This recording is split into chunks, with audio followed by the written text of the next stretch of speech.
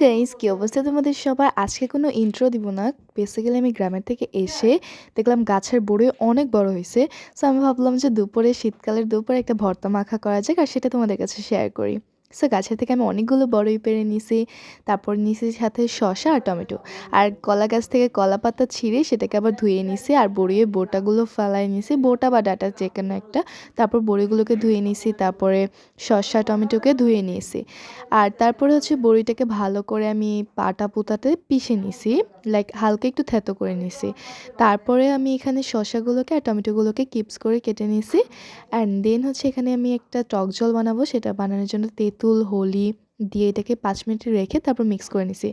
তারপর এখানে একটা মসলা বানাইছি বিট লবণ, লবণ, মরিচ, টেস্টিং সল্ট দিয়ে অ্যান্ড ধনিয়া পাতা ছাড়া হবে না, তাই ধনিয়া পাতাটাও ছিঁড়ে দিয়ে দিছি। তারপর এটাকে মাখায়া কলা পাতার উপরে তারপরে সেই ফ্রুটসগুলো দিয়ে দিছি, বড়ই, টমেটো এগুলো। Ta ta, take care, fun, খুদাফেজ।